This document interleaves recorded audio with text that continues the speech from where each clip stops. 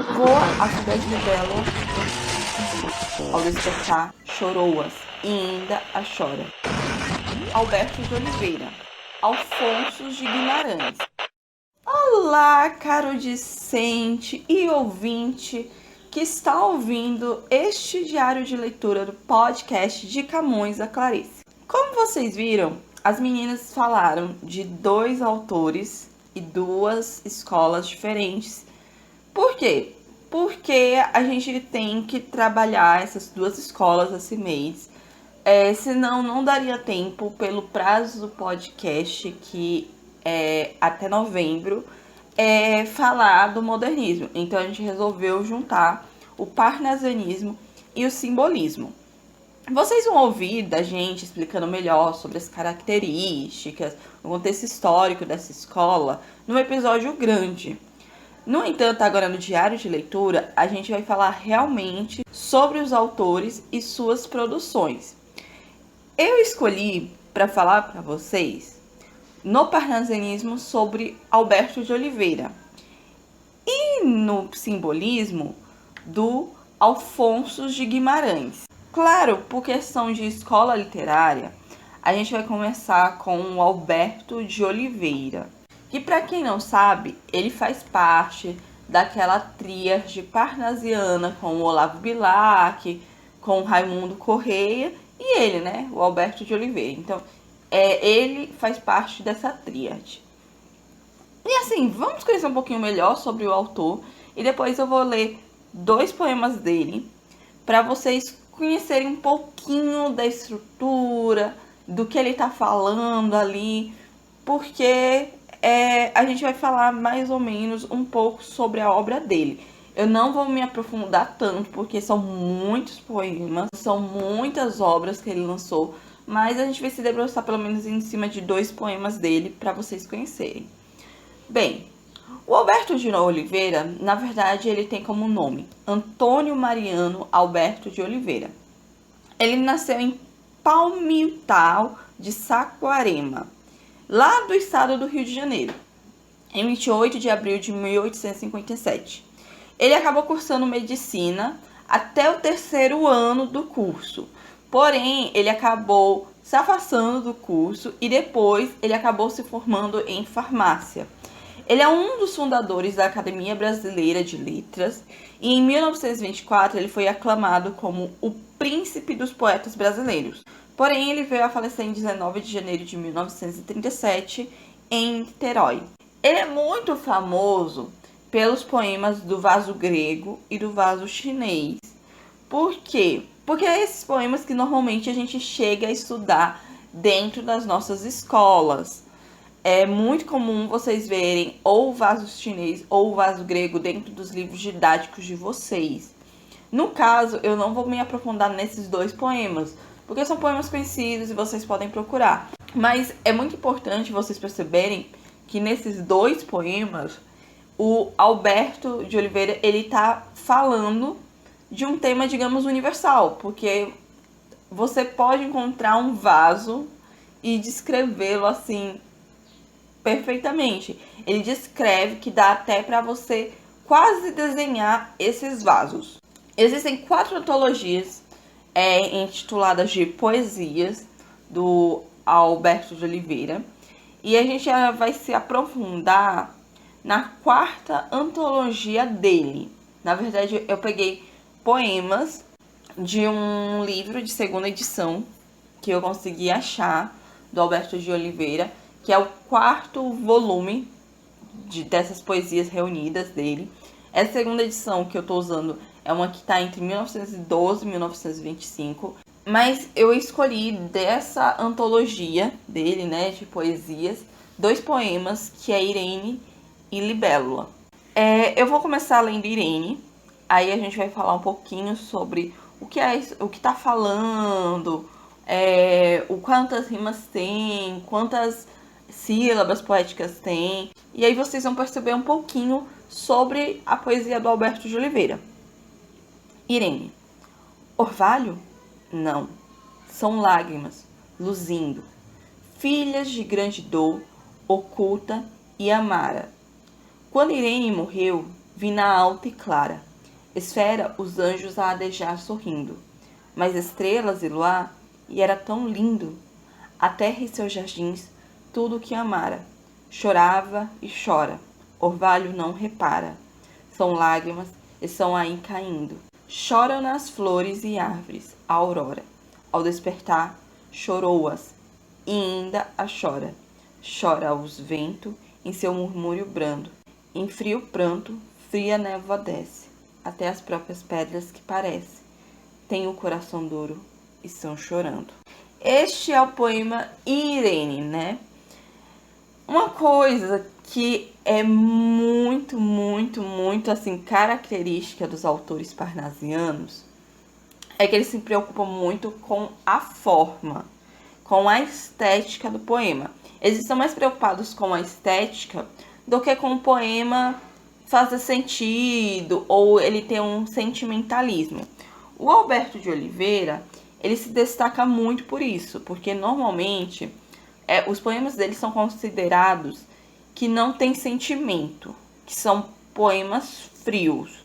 No entanto, a gente pode perceber que em Irene ele puxa um pouquinho, né, para esse sentimentalismo. A gente tem um sofrimento dos anjos em relação a Irene ter morrido, uma dor muito oculta que ele fala, que lágrimas estão luzindo, não é o orvalho que está caído, mas são lágrimas. Então ele traz um certo sentimentalismo nessa poesia, que é algo que não era comum dele, né? Mas a gente tem que lembrar que um autor, ele não se encaixa numa caixinha. Então, o Alberto de Oliveira, esse sendo o quarto volume, né, a quarta antologia de poesias dele, ele avançou um pouquinho nessa questão. E existe uma questão que bem no finalzinho da sua vida, da sua carreira, né, ele já estava entrando um pouco para o simbolismo. E o simbolismo, ele tem esse sentimentalismo, essa questão da perda, da morte, da dor. Então, ele estava puxando um pouquinho já para isso.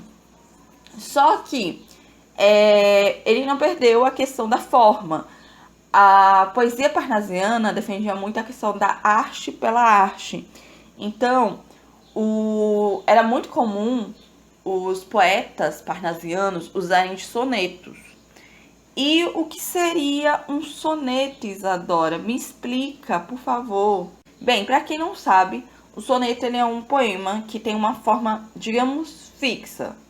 Ele normalmente tem 14 versos. Ele se divide normalmente em 4 estrofes, sendo 2 quartetos ou quadras e 2 tercetos. A palavra soneto, ela tem um certo significado. Para quem não sabe, o soneto ele significa pequena canção ou pequeno som.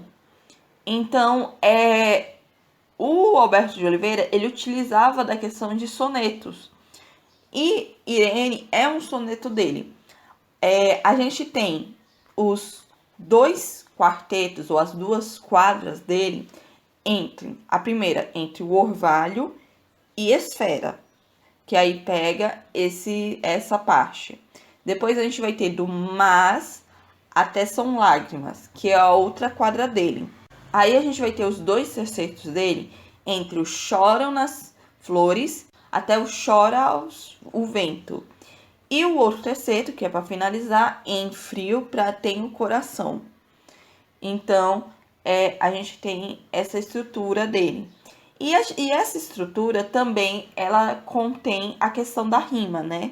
Então, a primeira rima dele é luzindo com sorrindo, que é o primeiro verso com o último verso da quadra, tá, gente? Não é o último verso lá do poema, não. É da quadra. E aí a gente tem o segundo verso, Amara, com o terceiro verso, que é Clara, que aí também é da quadra. Então, a primeira estrofe, em relação à rima, vai ficar A, B, B, A. Que é assim como a gente classifica o verso. A gente começa com A, depois a gente vai colocando B ou C, Então, de acordo com o que está sendo colocado ali do verso, a gente vai mudando a rima, vai classificando em linha alfabética, né? Aí, na segunda quadra, a gente vai ter as rimas lindo com caindo, que é o primeiro verso dessa quadra, e o último também. E vamos ter os dois versos do meio, que é amara e repara, que vão ser B. Aí vai ficar também A, B, B, A.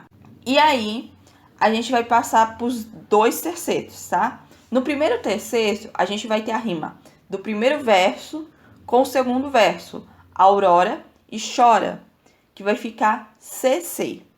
E o último verso desse terceto vai ser D, que vai ser brando. Então, vai ser CCD. E aí, no último verso, a gente vai ter os dois primeiros versos desse terceto sendo desce e parece, que vai ser classificado como é. E depois a gente vai ter como último verso e finalizando o poema a rima chorando, com D também, porque a gente já viu no anterior uma rima com brando. Então vai ser D. Então, como é que vai ficar a estrutura dos versos? A, BBA, ABBA, CCD, EED. Percebem isso? E aí, como é que eu chamo essas rimas de ABBA da quadra, né? Normalmente a gente chama essas rimas de rimas opostas, tá, gente? E aí, essa questão das rimas dos tercetos, elas vão ser o que a gente chama de um modelo criado por Dante Alighieri em A Divina Comédia. No caso, esse soneto que a gente está falando, no soneto italiano, tá, gente? Que no caso são sonetos, as rimas das quadras são basicamente as mesmas, ou elas são ABBA, ou se não ABAB, ABAB. E normalmente os tercetos podem CCD, EED, ou CDC, EDE, ou CDE, CDE. Então a gente conhece eles como um soneto italiano. Outra coisa que a gente tem que perceber em relação ao poema Irene é quantas sílabas poéticas tem. Então eu vou fazer só com os dois primeiros versos. Se vocês depois quiserem fazer com o resto, procurem o poema Irene e ver se ele está realmente seguindo isso, o que eu estou falando. Mas pelo que eu contei, ele está dando sim. Então, bora lá. O primeiro verso é: orvalho não são lágrimas, luzindo. Então, a gente vai tentar fazer a contagem silábica dele, tá, gente? Ó, orvalho não são lágrimas, luzim. A gente vai parar no zim, porque a sílaba mais forte é quando você para de contar a questão silábica dentro do verso. No caso, zim é a sílaba mais forte, então a gente vai ignorar o do. Então, contando até o zim, a gente tem 10 sílabas poéticas. Então, esse primeiro verso vai ser um verso decassílabo. E aí vamos ver se isso se repete no outro verso para a gente considerar esse poema um poema decassílabo. O segundo verso é esse, ó. Filhas de grande dor oculta e amara. É esse o verso. Então a gente vai colocar o que, ó? Ó, a gente vai fazer assim, ó. Filhas de grande dor, porque o do vai se juntar com o do oculta. Porque quando a gente falar rápido, meio que vai dar... Mal a gente vai ouvir o som do oculta, do o do oculta. Quando a gente fala do oculta. Vê que vocês mal ouvem o o ali. Então, doro, cu, tá. O cu, o tai, que tem o e de amara, né? Que oculta e amara, ele vai juntar com o tai. Então, vai ficar tai, ama, até o man, tá, gente? O ma, porque o ra não vai ser a sílaba mais forte, vai ser o ma. Então, vai ficar amara. Aí se encerra no ma. Então, na contagem, também são 10 sílabas poéticas. Então, vai ser um verso decassílabo. E isso vocês vão ver no soneto todo de Irene, que o Irene, ele é um soneto decassílabo. Então, vocês podem ver isso dentro do poema. Mas agora a gente vai passar para outro soneto do Alberto de Oliveira, que é a Libélula. E a gente vai conversar um pouquinho sobre a poesia também, né? E aí, depois a gente passa por Afonso de Guimarães. Libélula. A flor d'água do tanque ou da corrente. Voa a fugaz libélula irradia. De asas de vidro e prata, a flor somente, que como vivo espelho arde e irradia. Somente a flor que importa, refulgente. Ao fundo, algum tesouro lhe sorria. Ouro haja ou lama, passa indiferente. Folga, toldeja, toda e se extasia. A flor que isso lhe basta, ao leve brando, voo trêmula e clara refletida. Na água acenando-lhe a ilusão celeste. Como que sabe a flor somente voando, que aprofundar as coisas como a vida, e tirar-lhes o encanto que a reveste. Bem, esse é o poema Libélula. Vocês já podem perceber que sentimento aqui não tem. Diferente de Irene, que a gente vê as coisas chorando, as coisas se lamentando, a tristeza da natureza em relação àquela perda, né, daquela pessoa. Então a gente vê que isso não acontece em Libélula. Libélula, ela está praticamente como uma descrição da libélula mesmo, como a libélula se comporta e como ela é. Então dá para você desenhar uma libélula que o autor está descrevendo aqui, o que ela está fazendo, alguma cena que está acontecendo, até para vocês verem. Novamente, esse poema é um soneto. Então ele tem 2 quadras e 2 tercetos. E aí eu vou analisar com vocês a questão dos versos, como é a estrutura dos versos, as rimas desses versos, e depois a gente vai falar um pouquinho sobre a questão das sílabas desses versos, quantas sílabas poéticas tem esses versos. Então, começando com as rimas. A gente vai ter no primeiro quarteto, ou na primeira quadra, como é chamado, as rimas corrente do primeiro verso, com a rima do terceiro verso, que é somente. Então, corrente com somente a. Aí nós vamos ter o segundo verso e o quarto verso dessa quadra com enradia e irradia. Olha essa rima, enradia, irradia. Que rima rica, né, gente? Então a gente tem BB. E aí a gente tem na segunda quadra a rima refugente, que é do primeiro verso, com o terceiro verso indiferente, que vai ficar a também.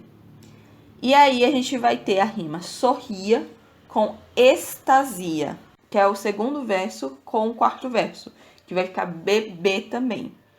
Aí a gente vai para os 2 tercetos, que a rima vai ser brando, que vai ser C, aí vai ser refletida, que vai ser D, celeste, que vai ser E. Então vai ser C, D, E. E aí o outro terceto vai ter a rima voando, que a gente já viu essa rima com brando, então vai ficar outro C. E aí a gente vai ter vida, que vai rimar com refletida, então vai ficar D também. E aí a gente vai ter a outra rima, que é reveste, que vai rimar com celeste. Então a gente vai ter outra rima, que é E. Então esse último terceiro vai ter a rima C, D, E. Então as rimas dos versos vai ficar na estrutura toda como ABAB, ABAB, CDE, CDE. E essa rima, ela é considerada uma rima alternada, principalmente fica mais explícito nas quadras, que elas ficam se alternando. Então, é como é chamado essa rima. E o terceiro ainda continua seguindo um modelo criado por Dante Alighieri em relação à rima de tercetos. Novamente, é um soneto em italiano. Vocês puderam perceber essa questão um pouquinho do Alberto de Oliveira. A poesia do Alberto de Oliveira, às vezes ela beira um pouco a prosa. Por quê? Porque está sendo contado alguma coisa que está acontecendo ali. No caso de Libélula, você vê o que a libélula faz, ou como é que está funcionando, como é a descrição de uma libélula, o que ela está fazendo. Então, acaba tendo, de certa forma, uma historinha ali. É bom vocês repararem que realmente os poetas parnasianos, eles seguem à risca esses moldes clássicos dos poemas. Como a gente está utilizando soneto, então eles vão usar tanto a rima quanto a estrutura de um soneto. No caso de libélula, quantidade de sílabas poéticas, a gente vai fazer a mesma coisa que a gente fez no primeiro poema, que era Irene, em que a gente analisou os 2 primeiros versos para ver quantas sílabas poéticas tem, né? Então, bora lá, ó. O primeiro verso, na verdade, é esse, ó. A flor d'água do tanque ou da corrente. Então, vamos ver quantas sílabas poéticas tem aqui. A flor da. O da com o a do água vai se juntar, porque vai ficar d'água. Então, vai ficar d'água do tanqueu. O que com o vai se juntar também, porque quando eu falar do tanqueu, vai juntar o queu. Então, vai ficar queu da correm. Novamente, na contagem dá 10 sílabas poéticas. Então, vai ser um verso decassílabo. E aí a gente vai pro segundo para a gente ver se ele também vai ser um verso decassílabos. Lembre-se, sempre termina a contagem na sílaba mais forte, na sílaba mais alta. Então, no caso, rim é a sílaba mais alta. Então, T vai ficar forazinha assim da contagem, tá? Então, não vai ser 11 sílabas poéticas. Aí o segundo verso é voa a fugaz libélula erradia. Então, vai lá. Voa. Fugaz, libélula, erra. Novamente, 10 sílabas poéticas, então é um soneto decassílabo. Então, vai ter todo o soneto 10 sílabas poéticas. Se vocês fazerem a contagenzinha, vai dar isso. Já que a gente já falou um pouquinho sobre a questão do Alberto de Oliveira, que é um dos grandes poetas do Parnasiano, ele é considerado o poeta que ele segue com mais rigidez e que ele seguiu ao pé da letra, à risca, na verdade, o que pedia os poetas parnasianos, o que se pensava dos poetas parnasianos, ele seguiu à risca. Então, ele fez realmente construir suas obras seguindo essa estrutura, a arte pela arte, em relação aos seus poemas. Mas a gente já falou bastante de Alberto de Oliveira, então agora a gente vai falar um pouquinho sobre Alfonso de Guimarães. Na verdade, o nome do Alfonso de Guimarães é Alfonso Henrique da Costa Guimarães. Ele nasceu em Ouro Preto, em 24 de julho de 1870, e foi quando ele foi para São Paulo que ele teve o primeiro contato com os poetas simbolistas. Ele acabou se formando em Direito em 1894. No entanto, antes ele cursava engenharia. Porém, ele desistiu do curso por conta do falecimento da sua prima Constança, que era também sua namorada na época. E ele, nessa época, ele ficou muito doente e acabou que ele se mudou para São Paulo por conta disso. Ele atuou como juiz, mas ele veio a falecer em 15 de julho de 1921. Ele era considerado um eremita, ele preferia ficar sozinho, isolado, era como se ele estivesse pagando uma penitência por algo, mas ele também era considerado muito sonhador. Ele é sobrinho do Bernardo Guimarães, que, para quem não conhece, é um autor romântico, e é um autor romântico que escreveu A Escrava Isaura, tá, gente? Então, ele já tinha na família essa influência, digamos, de um escritor, né, um romântico. Total que é por isso que o Afonso de Guimarães, as poesias dele também são consideradas neorromânticas, um novo romântico, porque ele vai puxar para essas questões de um pouco de espiritualidade, um pouco de sofrimento, né? São algo que aparece bastante nas poesias dele. Solidão também, morte, amor, são temáticas dentro das poesias dele que são muito, muito presentes. As poesias do Afonso de Guimarães são reunidas nesses livros, né, que eu vou citar para vocês. Centenário das Dores de Nossa Senhora, Dona Mística, Kyriale, Pastoral aos Crentes do Amor e da Morte. Então, a poesia dele está reunida basicamente nesses livros. No caso, eu vou falar com vocês sobre uma obra. Eu vou ler 2 poemas da obra dele, Kyriale, que foi a obra que ele publicou em 1902 e foi a obra que ele usou o pseudônimo de Afonso de Guimarães. Foi essa obra que acabou fazendo o reconhecimento do autor.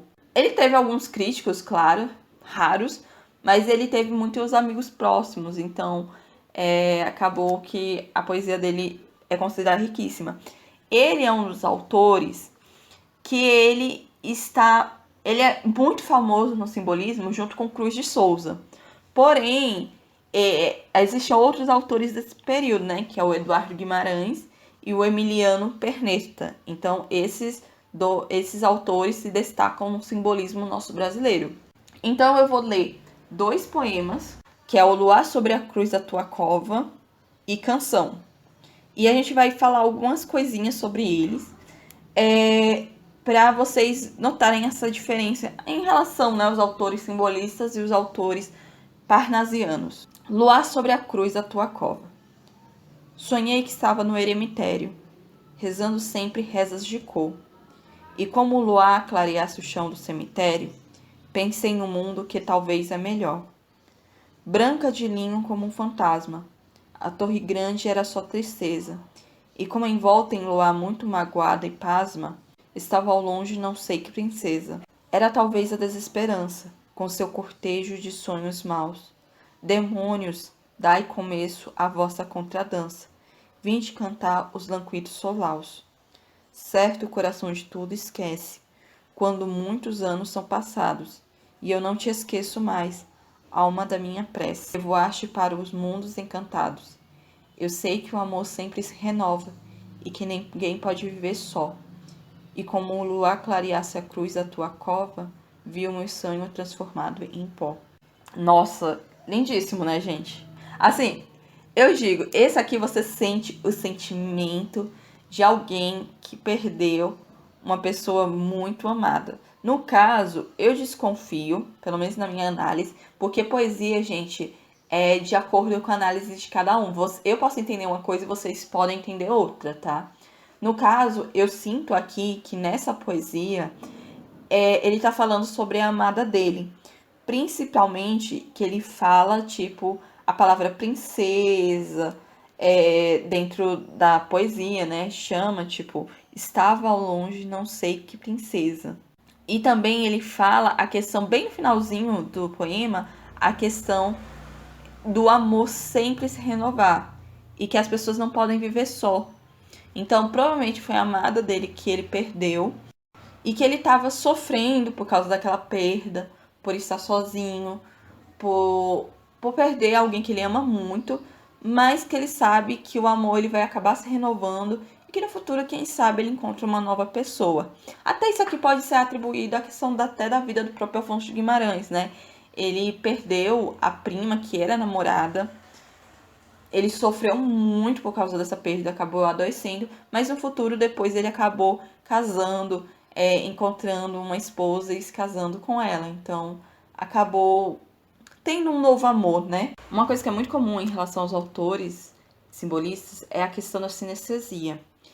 Eles têm muito essa questão de trazer sensações, de trazer os sentidos mais amplos, tá, para vocês. Então, sonhei, rezando, pensei, são coisas que estão presentes nessa poesia do Luar sobre a Cruz da Cova. A gente está tendo sensações, está tendo sentidos próximos. E fora também que o autor, ele acaba, digamos, dando uma forma como se algumas coisas fossem personagens físicos. Porque no meio da poesia aparece, que também é uma coisa muito comum dos simbolistas, palavras com letras maiúsculas. No caso desse poema, que vocês não estão vendo porque eu estou recitando ele para vocês, a gente tem duas palavras que no meio do poema aparecem de forma maiúscula, que é princesa e desesperança. Por quê? Porque para ele a desesperança é como se fosse até um próprio personagem. Uma coisa que é muito comum em relação aos simbolistas é que eles não fazem que nem os parnasianos, que seguem uma estrutura para poder construir seus poemas.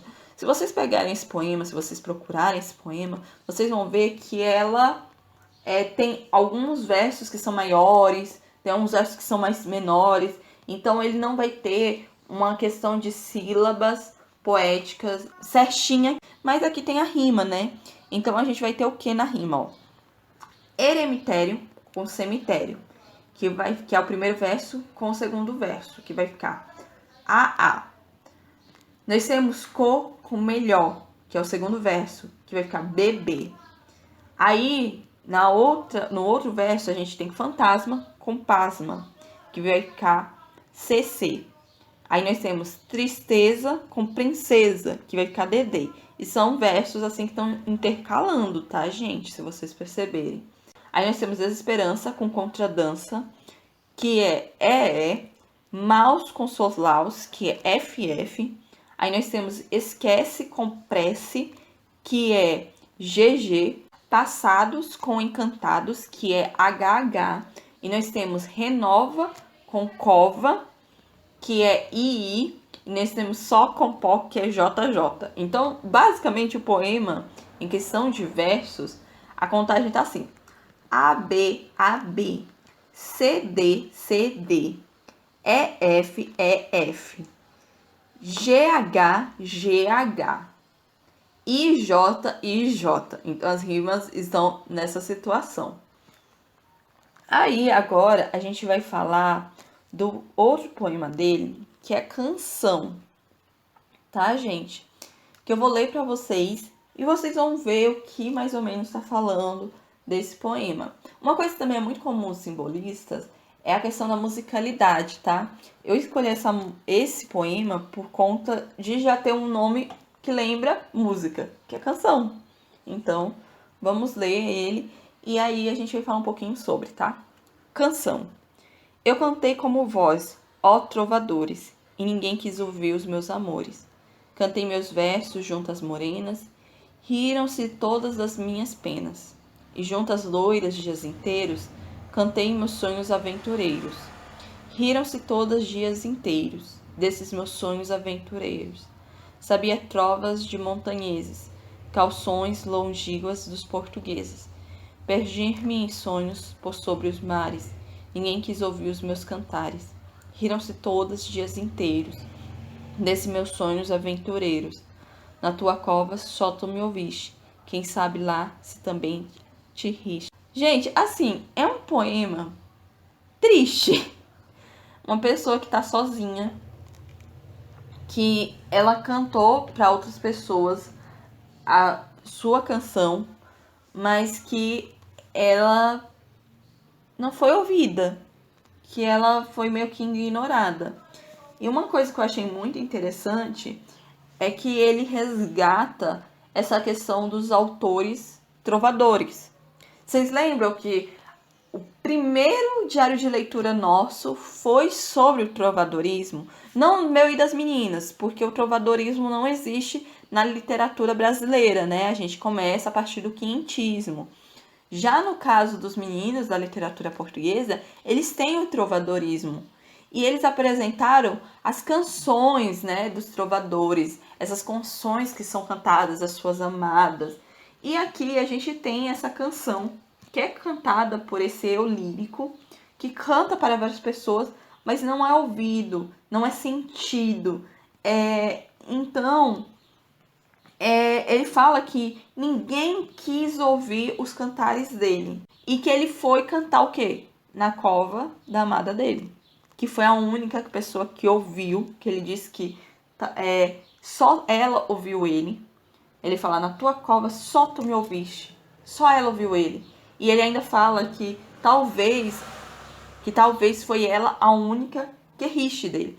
Também porque eu acho que ele faz essa questão da contraposição da questão das canções trovadorescas. Que a gente tinha a canção que era mais sentimental, aquela que realmente você estava sofrendo pela sua amada, porque você não poderia estar com ela. Mas a gente também tinha as canções de escárnio e as canções de sátira, que era meio que zoando um pouquinho e que dava risada, né? Que dava pra gente tirar uma risada gostosa dali. Também uma risada tão gostosa, né? Porque algumas eram bem ofensivas, mas acabava que a gente ria daquilo. Então ele traz isso. Como eu disse, os poemas simbolistas eles não têm uma estrutura fixa. Então essa da canção, a gente vê que a estrutura não é fixa. A gente começa com 2 quartetos. Nós temos 4 estrofes formadas por 2 versos cada uma. Então vocês veem que ele não segue estrutura. Mas como sempre a gente tem a questão da rima, que a gente vai ter trovadores rimando com amores, morenas com penas, inteiros com aventureiros, inteiros com aventureiros novamente, porque ele repete a mesma rima, que dá até uma questão de musicalidade, como se estivesse repetindo o refrão, né? Montanheses com portugueses, mares com cantares, aí vocês verem que as rimas meio que vão se repetindo. Inteiros com aventureiros, novamente. Vocês percebem que aqui tem uma repetição de uma estrofe, né? Que é o inteiros e aventureiros. Que é até para dar a questão da musicalidade novamente, gente. Como na música, que tem aquela parte que sempre se repete. E nós temos o ouviste com riste. Então, basicamente, fazendo a contagem agora direitinho para vocês, vai ficar assim. A, B, B, C, C, C, C. D, D, E, C, C, F, F. Tá? Então, essa vai ficar a contagem. Bem, eu vou ficar por aqui. A gente meio que se aprofundou um pouquinho. Talvez a gente se aprofundou mais, talvez, no Alberto de Oliveira do que Alfonso de Guimarães. Mas eu espero que vocês tenham sentido essa questão da poesia. Eu recomendo que vocês conheçam os poemas de cada um dos autores, para vocês verem o que eles passam, para ver o que vocês gostam nos poemas deles, do que vocês notam sobre ele. Muitos dos poemas deles estão disponíveis na internet. Kyriale é um livro que está disponível na internet que vocês podem estar baixando e lendo, do Alfonso de Guimarães. E Alberto de Oliveira vocês podem estar procurando poesias deles para estar reconhecendo. Peguem o vaso chinês do Alberto de Oliveira e o vaso grego e deem uma análise bacana, porque eu não falei sobre eles, mas vocês podem analisar por vocês mesmos. E é isso. Espero que vocês tenham gostado deste episódio. Se vocês curtiram ele, clica no likezinho no YouTube, compartilhem ele, se inscrevam no nosso canal também, tá, gente? Porque é muito importante que vocês se inscrevam. Comentem para a gente saber quais são as dúvidas que vocês tiveram, porque aí eu posso estar tirando também dentro dos comentários as dúvidas que vocês têm sobre esses poemas, sobre as poesias desses autores, também esclarecendo algumas dúvidas que podem surgir sobre eles. Se vocês estão ouvindo a gente pelo Spotify, também sigam a gente na plataforma e compartilhem esse episódio com os amigos de vocês para que eles conheçam mais do podcast Camões da Clarice.